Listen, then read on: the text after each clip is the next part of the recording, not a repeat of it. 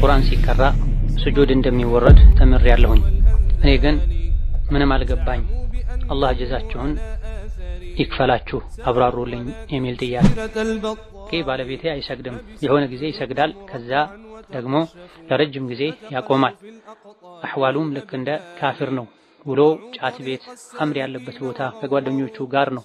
የተለያዩ ዘፈንና ኸምር እንዲሁም ወንድና ሴት የተቀላቀሉባቸውን ውሎችን ማህበራዊ ገጾች ላይ ይለቃል እና ፈጽሞ ስምምነት የለንም። በመክረው ባስመክረው መስተካከል አልቻለም። ምን ይሻለኛል የሚል ጥያቄ። በሐይድ ላይ እያለን መስጂድ እንገባለን። ተማሪ ወይም አስተማሪ ነን፣ አይቻልም ተባለን። ረመዳን ላይም ሆነ ከረመዳን ውጪ እንዴት ይታያል? ሐይድ ላይ ሆነው ቁርአን በባዶ እጅ መቅራት ይቻላል ብለው ይቀራሉ። ይህስ እንዴት ይታያል የሚል ጥያቄ ነው። ሌላኛው ጥያቄ ከዚህ በፊት ብሬ የወለድ ባንክ ውስጥ ነበረ እና እሱን ትቼ ሌላ ከወለድ ነፃ ከፍቼ ነበር።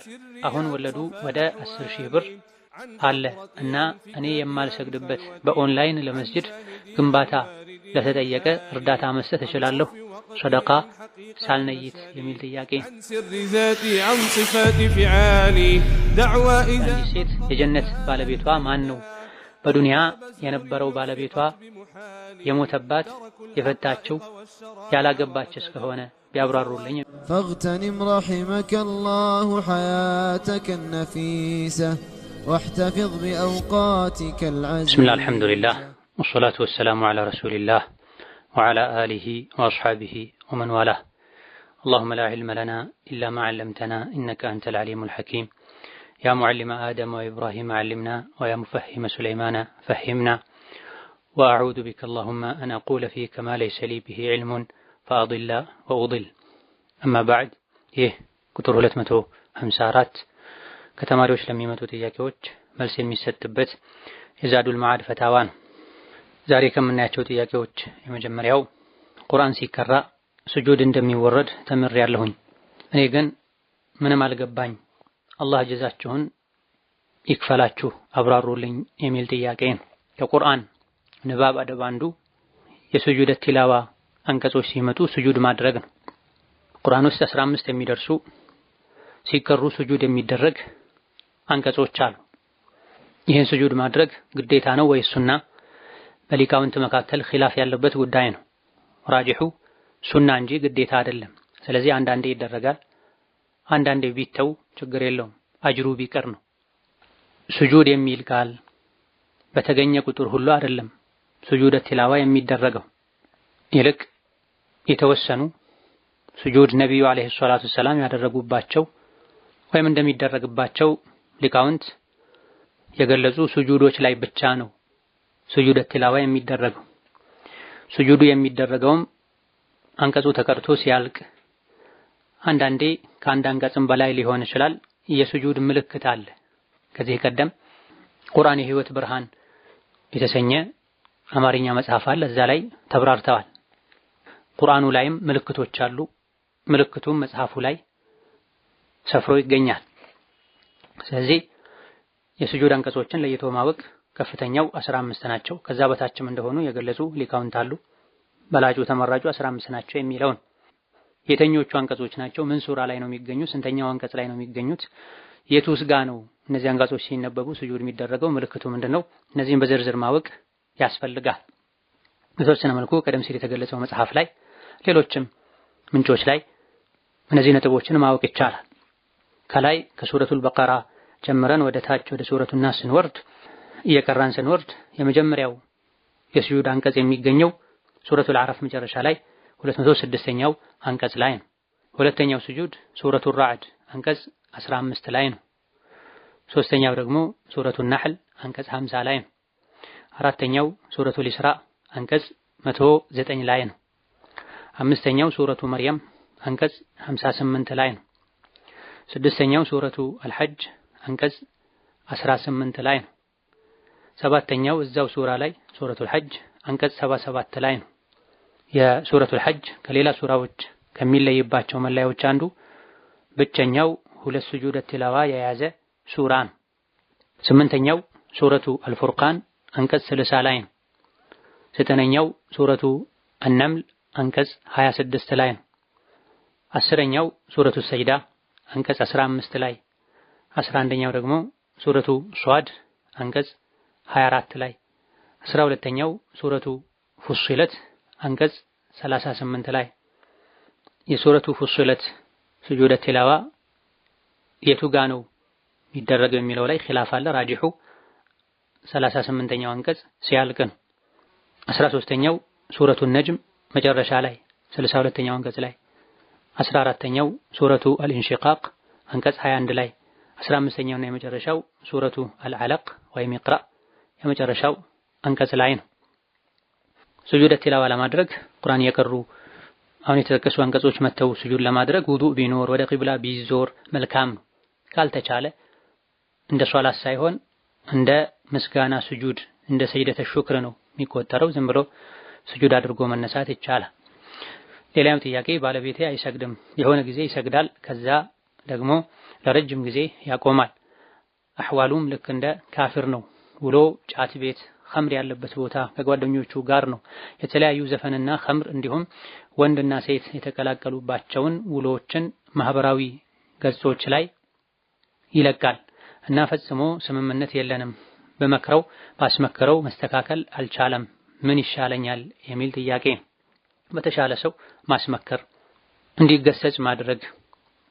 የሰው ልጅ የተፈጠረበት ዓላማ ይህ እንዳልሆነ፣ ሞት በድንገት ሊመጣ እንደሚችል ሙስሊም ነኝ ከሚል ሰው እሱ የሚሰራቸው ነገሮች ፈጽሞ እንደማይጠበቁ ደግሞ ደጋግሞ መንገር፣ በቤተሰብ በሽማግሌ ማስመከር፣ እንዲያስተካክል መጠየቅ። ይሄ ሁሉ ተደርጎ በተደጋጋሚም ተሞክሮ ተስፋ ከተቆረጠ የራስን ክብር ለመጠበቅ ከዚህ ትዳር የሚፈሩ ልጆችን በሱ መንገድ እንዳይሄዱ ከማድረግ አንፃር ከሱ ራስን ማራቅ ግዴታ ይሆናል። ወደዚህ ውሳኔ ከመሄድ በፊት ዱዓ መቅቡል ይሆንባቸዋል የሚባሉ ወቅቶች ላይ ደግሞ ደጋግሞ አላህ ልቡን እንዲመልሰው፣ አላህ እንዲያስተካክለው፣ ወደ ዲኑ እንዲመልሰው ዱዓ ማድረግም መልካም። ሌላኛው ጥያቄ ለጓደኛዬ የዛሬ 3 ዓመት የኢትዮጵያ 13,000 ብር አበድሬያት ነበረ። ሁለታችንም በስደት ነው ያለነው። በጊዜው እኔ ከሳውዲ የላኩት 1000 ሪያል ነበር። አሁን ላይ 1000 ሪያል ብቀበል ሐራም ይሆንብኛል፣ ለሷስ ይሆንባታል? ያብራሩልኝ የሚል ጥያቄ። ብድር የወሰደ ሰው የወሰደውን ገንዘብ በወሰደው የገንዘብ አይነት መመለሱ በላጭ ነው። የሚሻለው ይሄ ነው። ይሄን ማድረግ ካልተቻለ በሌላ የገንዘብ አይነት ከመለሱ ገንዘቡ በሚከፈልበት በሚመለስበት ቀን ባለው የምንዛሬ ዋጋ ይሆናል። ስለዚህ ከ3 ዓመት በፊት የተሰጠው 1000 ሪያል ከሆነ ዛሬ 1000 ሪያልን መቀበል ይቻላል፣ ይሻላልም ጭምር። በሪያል መቀባበል ካልቻሉ 1000 ሪያል ዛሬ በሚከፈልበት ቀን ስንት ያወጣል ተብሎ በዕለቱ ዋጋ ምንዛሬውን መክፈል ይቻላል። ሌላኛው ጥያቄ ኒካህ በስልክ ማሰር ይቻላል ወይ? ባልየውም በስልክ ሚስቲቱም በስልክ ምስክሮችም በስልክ ወኪሉም በስልክ ኒካህ ማሰር ይቻላል ወይ? ከተቻለ ቢያብራሩልኝ የሚል ጥያቄ ነው። ኒካህ የከበደ ውልና ቃል ኪዳን ነው። በስልክ ሊሆን አይችልም፣ አይገባም። መስመር ሊጠለፍ፣ መሃል ላይ መቆራረጥ ሊኖር፣ ትክክለኛ ካልሆነ ሰው ጋር ድምፅን በማስመሰል ውሉ ሊፈጸም፣ ኋላ ላይ መካካድ ሊመጣ ይችላል። ምንም እንኳ በቀጥታ ተደውሎ በምስል የተያዩ ከሆነ ይቻላል የሚል አቋም ያላቸው ቢኖሩም በዘመናችን የተወሰኑ ሊቃውንት፣ ነገር ግን ትክክለኛው ከኒካህ ክብደት አንፃር የጭቅጭቅ በሮችን ከመዝጋትም አንፃር ኒካህ በአካል መሆን አለበት። በአካል መገናኘት ካልቻሉ ወይም ያገባው ወንድ የሴት ኃላፊ ጋር በአካል መሄድ ካልቻለ እዛ አካባቢ ያለ የሚያውቀውን ሰው መወከል፣ አሊያ ደግሞ የሴት ልጅ ኃላፊ የሚጋቡት ወንድና ሴት ባሉበት አካባቢ የሴት ኃላፊ የሚያውቀውን ሰው የውክልናን መስፈርት ያሟላን ሰው ፈልጎ መዳር። ይሄንን ማድረግ ካልተቻለ መታገስና ማመቻቸት ነው። ነገር ግን ይቻላል የሚል ፈትዋ ይዞ ይሄን ያደረገ ሰው ነገሮች በትክክል ከተፈጸሙ ኒካህ ያሰረውም የታሰረለትም ምስክሮችም የሚተዋወቁ ሆነው እነሱ መሆናቸውም ተረጋግጦ ኒካህ ከተደረገ ኋላ ላይም ይሄ ታውቆ ከጸደቀ ኒካሃቸው ላይ ቢቀጥሉ ችግር የለውም። ይሄን ግን ጀምሮ ማድረግ አይቻልም። ኒካህ ላይ ጥንቃቄ ማድረግ ተገቢ ነው። አላህ ተባረከ ወተዓላ የኒካህን ውል ቃል ኪዳን ሚታቅ ገሊዝ ብሎታል። ከባድ ቃል ኪዳን ነው። ትልልቅ የገንዘብ የውክልና ውሎችን ሰዎች በአካል ቀርበው ታማኝ ምስክር አቅርበው ነው የሚፈራረሙት የሚዋዋሉት። ኒካህ ከውሎች ሁሉ ከቃል ኪዳኖች ሁሉ የከበደው ነው። ስለዚህ በዛ ልክ ልናከብረው ይገባል። ሌላኛው ጥያቄ አንድ ባልና ሚስት በስልክ ጾታዊ ግንኙነት ቢያደርጉ ሐራም ከመሆኑ ውጭ ኒካህ ያበላሻል የሚል ጥያቄ ነው። ኒካሁን አያበላሽም፣ ማድረጉ ግን አይመከርም። ባልና ሚስት ሐላል ከሆነ ጫወታ ያለፈ ግንኙነት ሊባል የሚችል መገላለጥ፣ በምስል ተደዋውሎ መታየት መሰል ነገሮች ውስጥ ባይገቡ ይመረጣል። በተለይ መቅረጽ ካለ የተቀረጸው ሳይታወቅ ሳይታሰብ ስልክ ሰው እጅ ሊገባ ይችላል፣ ሊሰረቅ ይችላል። የሰው ስልክ አንስተው የሚጎረጉሩ አደብ ሐያ የሌላቸው ሰዎች ይሄን ሊያዩ ይችላሉ።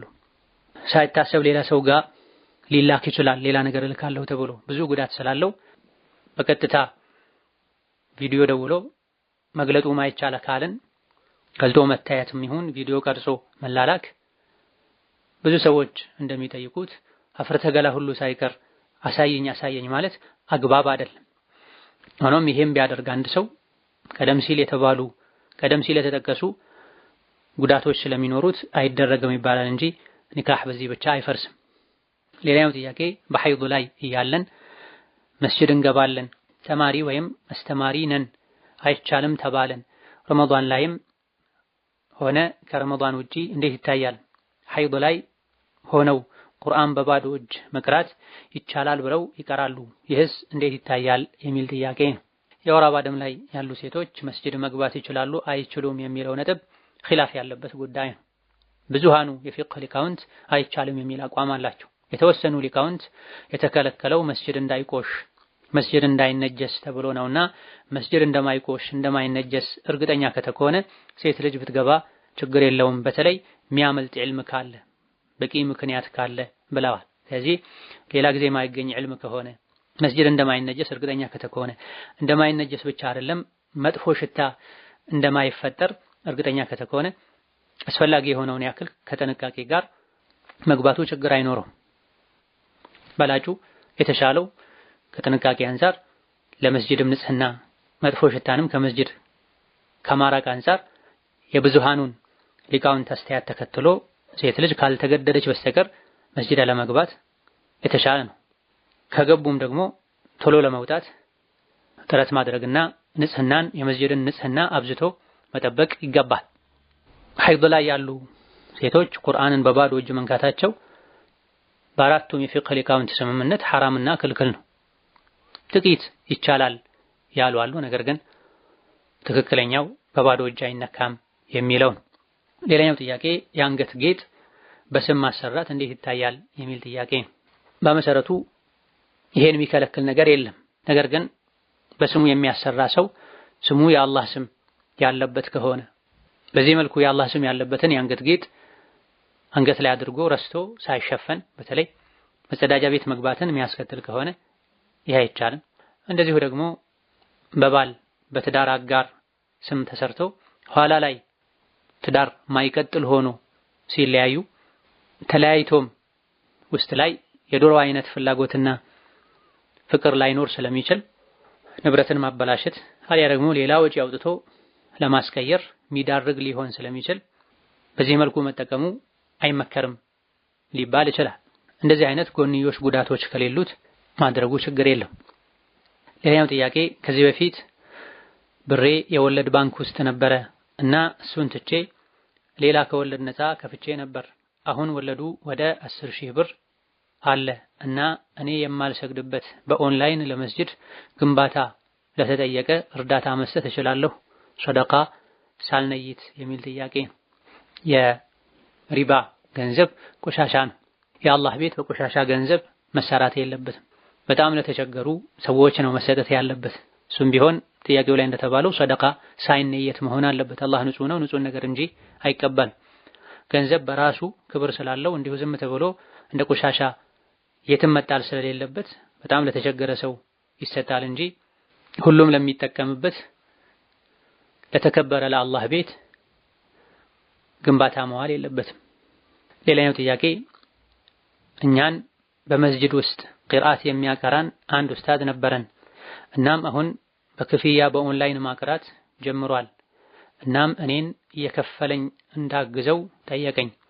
በክፍያ ማገዙ እንዴት ይታያል የሚል ጥያቄ። ቁርአን አቅርቶ ገንዘብ መቀበል ይቻላል አይቻልም ሰፊ ኺላፍ ያለበት ጉዳይ ነው። ከጥንት ጀምሮ በቂ ገቢ ላለውና ለማይቸገር ሰው አለመቀበሉ በላጭ ነው።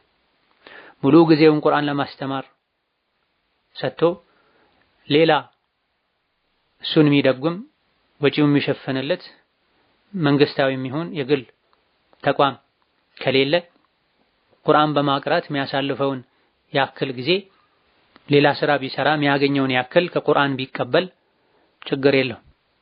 ነገር ግን ዋጋ ከፍ ማድረግ፣ መከራከር፣ ይሄን ያክል ካልሰጣችሁኝ አላስቀራም ማለት ባይኖር የተመረጠ ነው። በኦንላይን ማስቀራቱን በተመለከተ አጅነቢ ሴትን ማየት የሚያስከትል መሆን የለበትም። ከአጅነቢ ሴት ጋር ከተቃራኒ ጾታ ጋር ከቁርአን ውጪ ሌላ ንግግርን መነጋገር፣ መቀለድ፣ መጫወት፣ መሳሳቅን የሚያስከትል መሆን የለበትም። እነዚህ ነገሮች ካሉ አይቻልም፣ የተከለከለ ይሆናል። እንደዚሁ ደግሞ የሚያስቀራው አካል ለማስቀራት ብቁ መሆኑ መረጋገጥ መቻል አለበት። አሁን ላይ ብዙ ሰዎች ዘንድ ቁርአን ንግድ ሆኗል። ሌላ ስራ አልሳካ ያላቸው ሰዎች ወይም አላዋጣ ያላቸው ሰዎች መሬት ላይም በኦንላይንም ቁርአን ማስተማርን ንግድ አድርገው ይዘዋል። እራሳቸው በአንድ ገጽ 10 ምናምን ስህተት የሚወጣባቸው ሰዎች ለሌሎች አስቀሪ ሆነው ቁጭ ይላሉ። በዚህ መልኩ ያስቀሩ ገንዘብ መቀበል የሰዎችንም ዲን መጉዳት ነው፣ ጊዜያቸውንም ማባከን ነው፣ የሰው ገንዘብም ያለ አግባብ መብላት ነው የሚሆነው። ሌላኛው ጥያቄ እኔ ለትምህርት መጥቼ እህቴ ጋር ነው የምኖረው እና እህቴ ደግሞ ካፍር ናት። ቤታቸው ውስጥ ፎቶ አለ እና እዚያው ውስጥ እኔ እሰግዳለሁ። ፎቶ አለበት ቤት ውስጥ ወይም ያለበት ቤት ውስጥ መስገዴ እንዴት ይታያል የሚል ጥያቄ ነው። አማራጭ ካላጡ ካልተገደዱ በስተቀር ከካፍር ጋር አብሮ መኖር አይመከርም። ሙስሊም ሆኖ ኢማኑ ደካማ ከሆነ ጓደኛ ጋር እንኳ ሊመክሩት ሊለውጡት ሙከራ እየተደረገ ካልሆነ በስተቀር ተስፋ እስካልተቆረጠ በስተቀር አብሮ መኖሩ አይመከርም። ላ ቱሳሂብ ኢላ ሙእሚና ተብሏል። ነገር ግን አማራጭ ካጡ ከተገደዱ ዲን ላይ የሚያስከትለው ግልጽ ተጽዕኖ እስከሌለ ድረስ በዲን ካላሾፉ፣ ሶላት መስገድን ካልከለከሉ፣ ሲሰገድ ካላቋረጡ፣ ምንም አይነት ዲን ላይ ጫና ከሌለ ጥንቃቄ ከማድረግ ጋር ሸሪዓው በሚፈቅደው ልክና መሰረት አብሮ መኖሩ ይቻላል። ነገር ግን ምስል ያለበት ክፍል ላይ አለመስገድ፣ ሌላ ክፍል ሄዶ መስገድ፣ እነሱ የሚያመልኩት ምስል ሲሆን በተለይ ሌላ ክፍል ከሌለ ምስሉን በዛ ሰዓት መሸፈን ከተቻለ ማውረድ ተገቢ ነው። በተለይ በቂብላ በኩል ከሆነ መውረድ አለበት፣ መወገድ አለበት፣ አሊያ ደግሞ መሸፈን አለበት። ይሄን ከነሱ ጋር ተነጋግሮ በጸባይ በትህትና እንዲያስተካክሉ እንዲፈቅዱ ማድረግ። በዚህ ዙሪያ ሰፋ ያለ ዳሰሳ የያዘ በቅርብ ጊዜ የወጣ ንጋት የሚል መጽሐፍ አለ።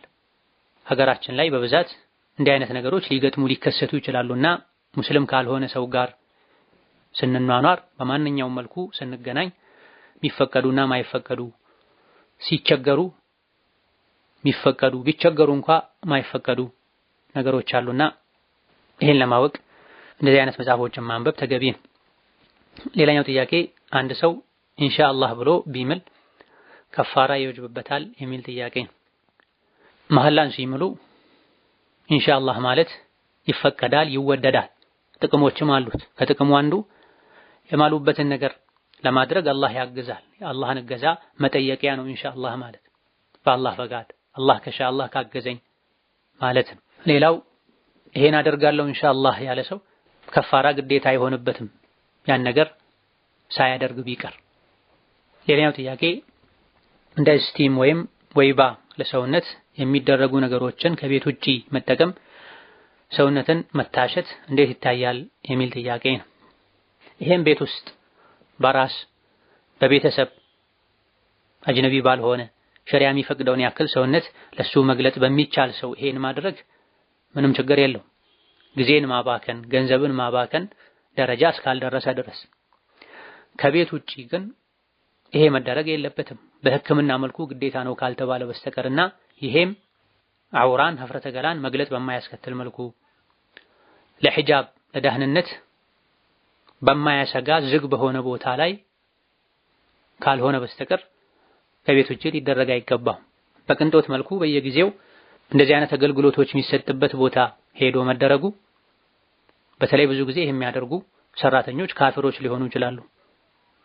ሙስሊም ሴት ለካፊር ሴት መትገልጠው የሰውነት አካሏ መግለጥ የሚፈቀድላት የሰውነት አካል ልክ እንደ ሙስሊም ሴት ነው ወይስ ካፊር ሴት እንደ ወንድ ነው የምትታየው የሚል የሚታወቅ ሰፊ ኺላፍ ያለበት ነጥብ አለ።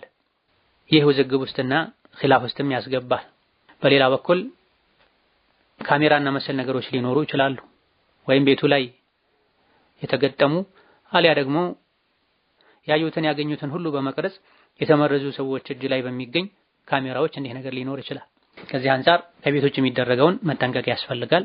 ማድረጉ አስፈላጊ ነው ግዴታ ነው ከተባለ በመስፈርት ቦታው ዝግ ሆኖ ከሴት ውጪ ማንም አይገባበት አውራን ማሳየት አንዲት ሴት ከባሏ ውጪ ለማንም መገለጥ ማትችለውን ያክል የሰውነት አካሏን መግለጽ በማያስከትል መልኩ ሊሆን ይገባል። ሌላኛው ጥያቄ ድምፅን በወንድ ቃሪ አስመስሎ መቅራት እንዴት ይታያል የሚል ጥያቄ። በጥቅሉ የሌላን ሰው ድምፅ አስመስሎ መቅራት ይቻላል አይቻልም በተወሰነ መልኩ ኺላፍ አለበት።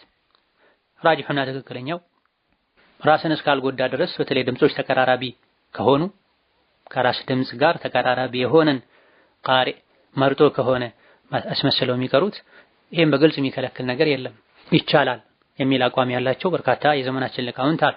ደጋግ ቀደምቶች ዘንድ ብዙም አይታወቅም።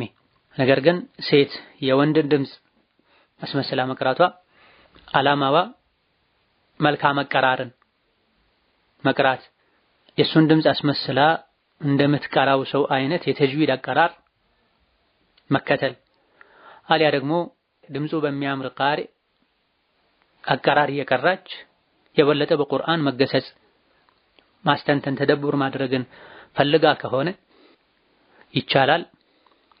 ከወንድ ጋር ለመመሳሰል ብላ እስካላደረገችው ድረስ ሊባል ይችላል። ነገር ግን ይሄን መለየቱ ከባድ ሊሆን ይችላል። ምክንያቱም የተከለከለው ተሸቡህ ውስጥ ሊገባ ይችላል። ነብዩ ሰለላሁ ዐለይሂ ወሰለም ወንድ ሆነው ከሴት ጋር የሚመሳሰሉ ሴት ሆነው ከወንድ ጋር የሚመሳሰሉ አላህ ይርገማቸው ብለዋል። ከመመሳሰል መገለጫዎች አንዱ ባነጋገር፣ ባረማመድ፣ ባለባበስ መመሳሰል ነው። ስለዚህ ሴት የወንድን ድምፅ አስመስላ ስትቀራ የድምጿ ውፍረትና መጎርነን ልክ እንደ ወንድ መሆንንም ጭምር የሚያስከትል ከሆነ ይሄ ከወንድ ጋር መመሳሰሉን ያስከትላል፣ ያስረግማል። እኔ ከወንድ ጋር መመሳሰል ፈልጌ አይደለም ቢባል እንኳን መመሳሰሉ ከተገኘ አንዲት ሴት ስትቀራ ይህ እገሌ የሚባለው ወንድ ቃሪ ድምፅ ነው እስኪሉ ድረስ ከተመሳሰለ ተሸቡሁ ይገኛል። ተሸቡሁ መገኘቱ እንጂ ማሰብ አለማሰቡ ከግምት ውስጥ አይደረግም። ነብዩ ሸሪዓው የከለከለው የተከለከሉ መመሳሰሎችን ራሳቸውን ማስገኘቱን የተከለከለው። ከካፍር ጋር መመሳሰል ተከልክሏል። ከእንስሳት ጋር መመሳሰል ተከልክሏል። ወንድ ከሴት ጋር፣ ሴት ከወንድ ጋር መመሳሰል ተከልክሏል። የተከለከለው መመሳሰል ከተገኘ መመሳሰሉን ያስገኘው አካል ይሄን ነገር ፈልጎ አስቦ ነይቶ የሚያደርገው ይሄን ሳይፈልግም ይገኝ ዋናው መገኘቱ ነው። ከተገኘ ከተከሰተ የተከለከለው ነገር ተፈጽሟል ይባላል። ስለዚህ ሴት የወንድን ድምፅ አስመስላ ከመቅራት መጠንቀቁ በላጭና የተሻለ ነው።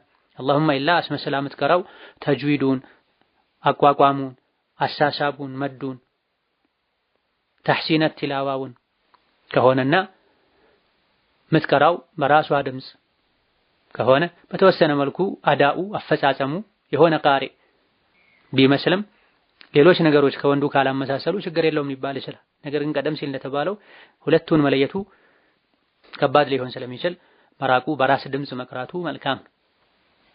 ከላይ የተገለጹ በጥሩ ድምፅ በመቅራት የሚገኙ ጥቅሞችን መገሰጽ፣ ማስተንተን ለማግኘት የሚወዱትን ቃሪ ማድመጥ፣ ለራስ ሲቀሩ በራስ ድምፅ መቅራት የተሻለ። ሌላኛው ጥያቄ ከሶላት በኋላ አንዳንድ መስጂዶች ዱዓ ያደርጋሉ።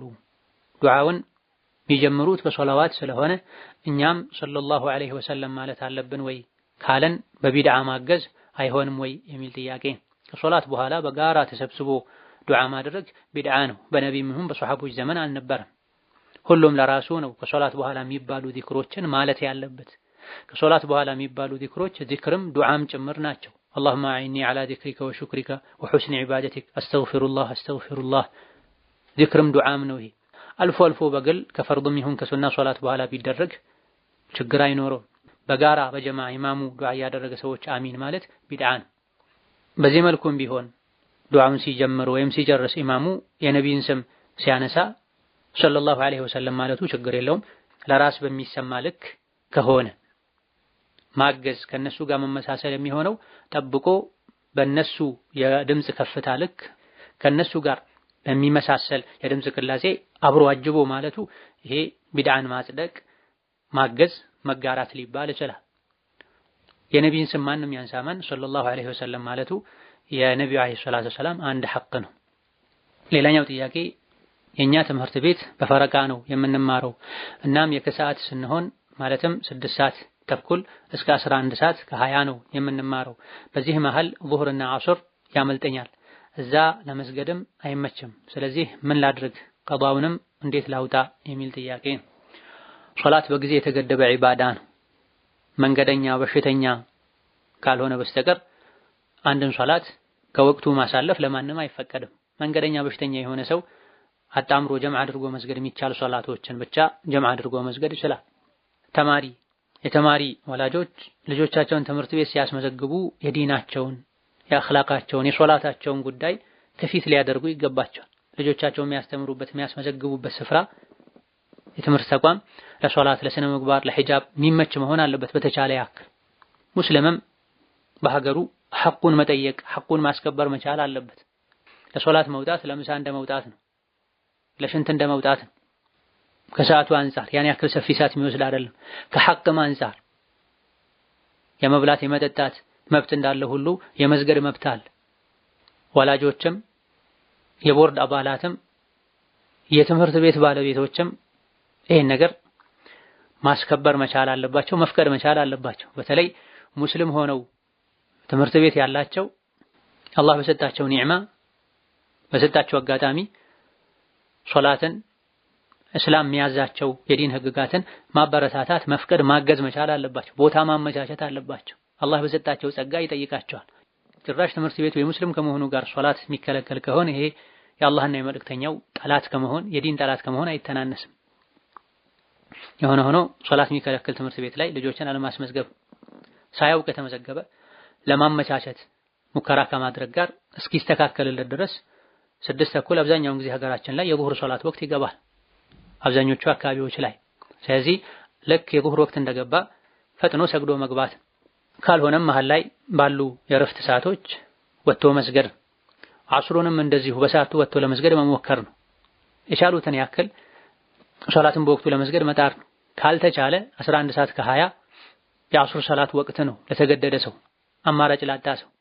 ከተቻለ በወቅቱ ይሰገዳል፣ ካልተቻለ የወቅቱ መሃል ላይ ይሰገዳል። ለተቸገረ ሰው ሙጠር ለሆነ ሰው የሶላቱ ወቅት እስኪወጣ ድረስ የቀጣይ ሶላት ወቅት እስካልገባ ድረስ ወይም ደግሞ ቀጣዩ ሶላት ወቅት ከመግባቱ በፊት በወቅቱ መስገድ ያልቻሉትን ሶላት ለሱ ዝግጅት አድርጎ መስገድ የሚቻልበት ያክል ደቂቃዎች እስኪቀሩ ድረስ ባለው ጊዜ ውስጥ ሶላቱን መስገድ ይቻላል።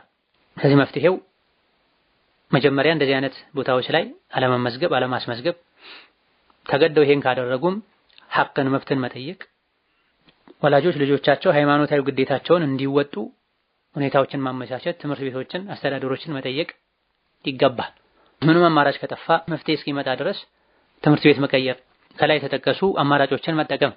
ዙህርን የመጀመሪያው ወቅት ላይ ዐስርን እስከ መጨረሻው ወቅት የሚቻለውን ያክል አቆይቶ እንደወጡ መስገድ። ይሄም ለሁሉም ለሁሌም መሆን የለበትም። ለተቸገረ ሰው፣ አማራጭ ላጣ ሰው ዙህርና ዐስርን ሁሌ ጀምዕ አድርጎ አይባልም። ጀምዕ የሚባለው ችግር የለውም አጣምረው ይስገዱ፣ ዙህርን ከዐስር ወይም ዐስርን ከዙህር አስቀድመው ወይም አዘግይተው አብረው ይስገዱ የሚባለው ችግሩ ጊዜያዊ ከሆነ ነው። የፈተና ጊዜ ላይ አልያ ደግሞ ተረባርቦ በቅርብ ጊዜ መፍትሄ ይገኝለታል ተብሎ መፍትሄውን ለማግኘት ርብርብ የሚደረግበት ሁኔታ ላይ ብቻ ነው።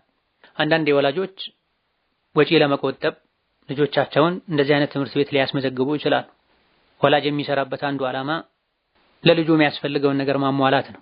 ልጅ ትምህርት ከሚያስፈልገው በላይ ዲን ኢማን ያስፈልገዋልና ከሚከፍሉት ትንሽ ጨመር አድርጎ ከፍሎ ሶላት የሚፈቀድበት ትምህርት ቤት ላይ ማስተማር፣ ያለ ክፍያ የሚያስተምሩም ከሆነ ሌሎች ወጪዎችን ቀናንሶ ልጅ ዲንም ዱንያም የሚማርበት ሁኔታ ማመቻቸት ይገባል። ችግሩን ከስር መሰረቱ ለመቅረፍ ደግሞ የኡማውን ኃላፊነት የተሸከሙ ሰዎች በዚህ ጉዳይ ላይ እስከ ጥግ ሄደው የሶላትን ጉዳይ ማስተካከል ግዴታ እንዳለባቸው ሊያውቁ ሊጥሩ ይገባል።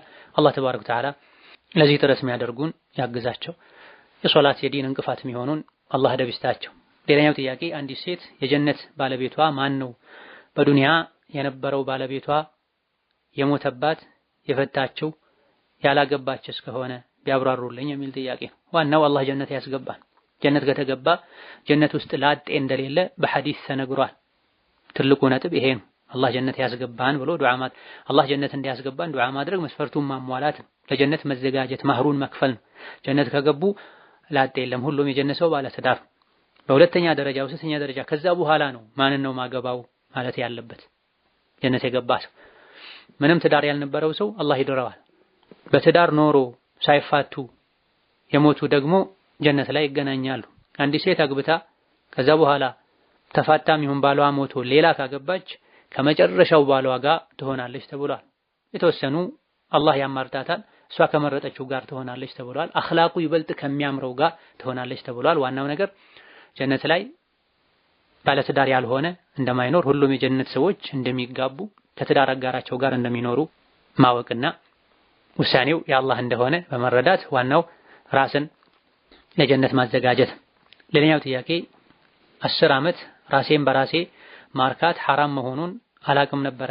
አሁን የእርሶን ደርስ ስሰማ ሐራም መሆኑን አወቅኩ። እናም ተጸጽቼ ቁርአን መትቼ ሁለተኛ እንደዚህ አላደርግም ብዬ መልሼ ግን ተሳሳትኩኝ።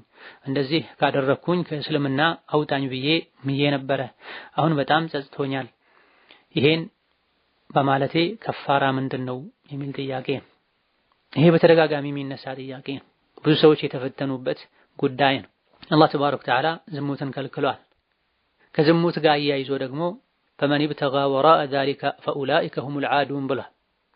ከሚስቱ ውጪ የባሪያ ስርዓት በነበረበት ጊዜ ወንድ ከባሪያው ውጪ በሌላ መንገድ ራሱን ለማርካት የፈለገ ያሰበ እነዚህ ወሰን አላፊዎች ናቸው ብሏል። አላህ ደግሞ ወሰን አላፊዎችን እንደማይወድ በሌላ አንቀጽ ነግሯል። የጀነት ሰዎች አንዱ መገለጫ ብልትን መጠበቅ ነው። ሙእምን ሙስሊም ለጀነት ራሱን የሚያዘጋጅ እሳትን የሚፈራ ሰው ከሱ ብልቱን ሊጠብቅ ከሚገባ ነገር አንዱ ራስን በራስ ማርካት። ስለዚህ ከዚህ ነገር መራቅ፣ መጠንቀቅ፣ ጉዳቱን ማወቅ ያስፈልጋል። የሸይጣንን ጥሪ መስማት ነው። ለጊዜያዊ ደስታ ብሎ አላህን ማስቆጣት። እንዲህ አይነት ፈተና ላይ የወደቀ ሰው ተውበት ማድረግ፣ ባለፈው መጸጸት፣ ወደፊት አላደርግም ብሎ መወሰን፣ ወዲያው መታቀብ፣ ከዛ በኋላ ስሜት የሚቀሰቅሱ ነገሮችን መራቅ፣ ማየት፣ መስማት፣ መነጋገር ሊሆን ይችላል። ከዚህ መራቅ፣ ስሜት እንዲያስቸግር የሚያደርጉ ምግቦችን፣ መጠጦችን መቀነስ፣ ጾም ማብዛት፣ ከቻሉ ፈጥኖ ማግባት፣ ትዳር ማድረግ። አላደርግም እንዲህ ነገር አላደርግም ብሎ ምሎ ድጋሚ ወደ ወንጀል የተመለሰ ሰው ከሱ የሚጠበቀው አሁንም ደግሞ ተውበት ማድረግ። የሰው ልጅ ሆኖ ማያጠፋ ማይሳሳት የለም። የወደፊቱን አላህ ነው የሚያውቀው። የሰው ልጅ ከዚህ በፊት ለሰራው ወንጀል መተውበት አለበት እንጂ ወደፊት ወንጀል አልሰራም ብሎ መማል የለበትም። ይልቅ አላህን ተባረከ ወተዓላ ከወንጀል ጠብቀኝ ብሎ መለመን፣ ላለፈው ይቅር በለኝ ብሎ መማፀን። ሆኖም ከመጸጸቱ ብዛት የመጣ እንዲህ ነገር አላደርግም ያለ ሰው ከፋራ ማውጣት፣ ድጋሜ ተውበት ማድረግ ነው የሚጠበቅበት። ወላ የመሉ ላሁ ሐታ ተመሉ ብለዋል ነብዩ ሰለላሁ ዐለይሂ ወሰለም። የሰው ልጅ ተውበት ማድረግ ተሰላችቶ እስካላቆመ ድረስ አላህን መማሩን አያቆምም ብላ። ስለዚህ ዛሬ ወንጀል ሰሩ፣ ተውበቱ፣ ሁለተኛ ወንጀል አልሰራም አሉ፣ ነገ ደገሙት፣ አሁንም ተውበት ማድረግ፣ እንደገና ደገሙት ወንጀሉን፣ አሁንም ተውበት ማድረግ። ሸይጣን ግን ይሄን አይፈልግም። ተስፋ አስቆርጦ ሁሌም የወንጀል ባሪያ ሱሰኛ ማድረግ ይፈልጋል። ተስፋ መቁረጥ አይገባም። ወንጀል መስራት አላህን እንደሚያስቆጣ ሁሉ ተስፋ መቁረጥም ከአላህ ምህረት ተስፋ መቁረጥም አላህን ያስቆጣል። ወንጀል መስራት ሸይጣንን እንደሚያስደስተው ሁሉ ከዛ በላይ ከአላህ ረሕመት ተስፋ ቆርጦ ከእንግዲህ አላህ አይምረኝም፣ ስለዚህ ሁሌ ወንጀል መስራት አለብኝ፣ መጨናነቅ የለብኝም ማለት የበለጠ ሸይጣንን ያስደስተዋል። ከከባድ ወንጀሎች አንዱ ተስፋ መቁረጥ። ስለዚህ ተስፋ መቁረጥ አይገባም። ወንጀል ላይ በወደቁ ቁጥር መጀመሪያ ከወንጀሉ መራቅ፣ ለምሰራሁ ብሎ መቆጨት፣ ሁለተኛ አልመለስም ብሎ በውስጥ መወሰን። ያን አድርጎ ከመተውበት ጋር አሁንም ወደ ወንጀሉ ከተመለሱ አሁንም እንደገና ተውበት ማድረግ አልመለስም ብሎ አሁንም መወሰን። ሸይጣን ሰዎችን በወንጀል አጠፋኋቸው አከሰርኳቸው ይላል። አላህ ደግሞ ተባረከ ወተዓላ እስትግፋር እስካደረጉ እስከ ተውበቱ ድረስ ደግሞ እኔ አድናቸዋለሁ እመራቸዋለሁ ብሏል ተባረከ ወተዓላ። ነገር ግን የፍጻሜ ነገር ሊያሳስብ ጥንቃቄ ሊደረግ ይገባል። አንድ ነገር ያዘወተረ ሰው በዚያ ነገር ላይ የመሞት እድሉ የፍጻሜው መበላሸት እድሉ ሰፊ ነው። ስለዚህ ይሄን ወንጀል እየሰራው በሞትስ ብሎ ነፍስን ማስፈራራት፣ ቀብር መዘየር ማብዛት፣ ከጥሩ ከሷሊህ ሰዎች ጋር መዋል፣ ዚክር፣ ዱዓ፣ እስትግፋር ማብዛት ይገባል። ነገር ግን እዚህ ጥያቄው ላይ ያለው ይሄን ካደረግኩ ካፍር ልሁን የሚለው ትንሽ ከበድ የሚለው እሱን ይሄን ማለት አይገባም። ነገር ግን ይሄን ሰዎች የሚያደርጉት ወንጀሉን አብዝተው ከመጥላታቸው ወደዛ መመለስን ከማክበዳቸው አንጻር ነው። አንድን ነገር አላደርግም ብሎ የማለ ሰው መሐላው ላይ መጽናት አለበት። አላደርግም ያሉት ነገር ወንጀል እስከሆነ ድረስ ይሄን ካደረግኩ ካፍር ልሁን ካፍር ነኝ ያለ ሰውም ያን ነገር ከማድረግ መራቅ መጠንቀቅ አለበት፣ ግዴታ ይሆንበታል። ነገር ግን ተመልሶ ያን ነገር ቢያደርገው ይከፍራል ወይ? ራጂሑና ትክክለኛው አይከፍርም። ራጂሑና ትክክለኛው በዚህ አይከፍርም፣ ከእስላም አይወጣም። መክፈርን በትክክል ወስኖ አቅዶ እስካልሆነ ድረስ ይሄን ወንጀል ድጋሚ ከሰራሁት እኔ ከዚህ በኋላ ከእስላም ወጣለሁ፣ እስላምን ትቼ ወደ ሌላ ኩፍር ገባለሁ፣ ይሄ ከሆነ ሐሳቡ ያን ሲያደርግ ሊከፍር ይችላል። ነገር ግን ሐሳቡ ንያው ፍላጎቱ ያን ነገር መጥላቱን ያን ነገር ማቆሙን የኩፍር ያክል መፍራቱን መግለጽ ከሆነ የፈለገው አይከፍርም። ይበዛ ከፋራ ነው የሚወጅብበት። ከፋራው የሚወጅባል አይወጅብም ኺላፍ አለበት። ባላጩ ከጥንቃቄ አንፃር የሚሻለው ሸይኹል ኢስላም ተይሚያ ሌሎችም የመረጡት ከፋራ ማውጣቱ ተገቢ ነው። ከፋራው የመሐላ ከፋራ ነው የሚሆነው። አቅም ካለ 10 ምስኪን አጥግቦ ማብላት አንዴ፣ አሊያ ደግሞ ለሶላት የሚሆን ልብስ ለ10 ምስኪን ማልበስ። ይሄን ማድረግ ካልቻሉ 3 ቀን መጾም ነው። هذا والله تعالى اعلم። ለዛሬ በዚህ እናበቃለን። የተቀሩትን ሌላ ጊዜ እንመልሳለን። ወሰላሙ አለይኩም ወራህመቱላሂ ወበረካቱ።